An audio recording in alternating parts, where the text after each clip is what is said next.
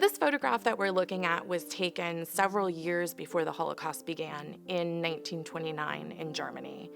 As you can see from the photograph, there are several young boys standing together, grouped kind of as a group of friends, hanging out on the street with a bicycle. There are two boys who are brothers, and their names are Benno and Gerd, and they were Jewish children.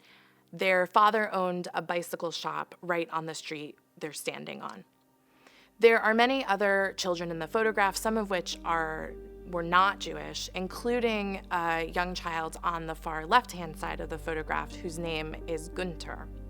In 1929, this looked like a pretty normal scene that we'd see today of children playing together, of hanging out with a bicycle on the street.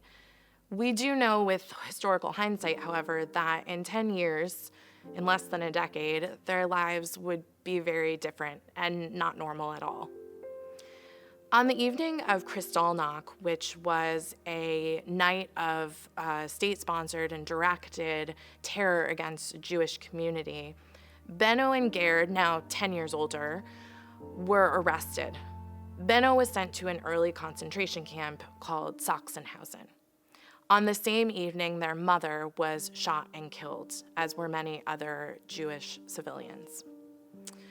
After Kristallnacht, Benno and Gerd were lucky enough to be released, and they were able to escape Germany for Canada. However, their story doesn't end there. 60 years after the end of World War II, Gerd received a letter. And in this letter from one of the boys in the photograph, Günther, in the left-hand side, was a photograph. And this is the photograph we're looking at today of all the boys playing together.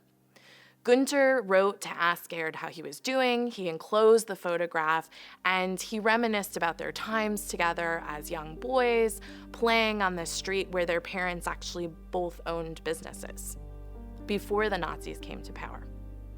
Gerd wrote back to Günther asking what his life had been like after the Nazis came to power, and Günther replied that he ended up being a concentration camp guard in a concentration camp called Bergen-Belsen.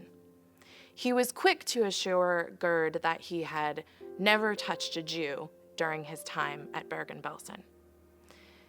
Gerd wrote back asking him how he felt about his job, knowing what we know now of what happened at the concentration camp and what he saw there, and Günther never replied. I think this photograph is a really good opportunity for us to talk about a common misconception about the Holocaust. And that misconception is that only high officials and ranking Nazis and Hitler perpetrated the Holocaust. And that's not actually the case. We know very well that the Holocaust would not be possible without the ordinary participation of citizens across Europe and in Germany, such as Günther. This photograph gives us a chance to think about his statement, the fact that he never touched a Jew, but he was still a concentration camp guard. There's a way that he's able to rationalize that statement that's very interesting to me and reminds us that as humans, there's a very psychological component of what happened during the Holocaust. That genocide is a social act, that it takes participation of an entire society.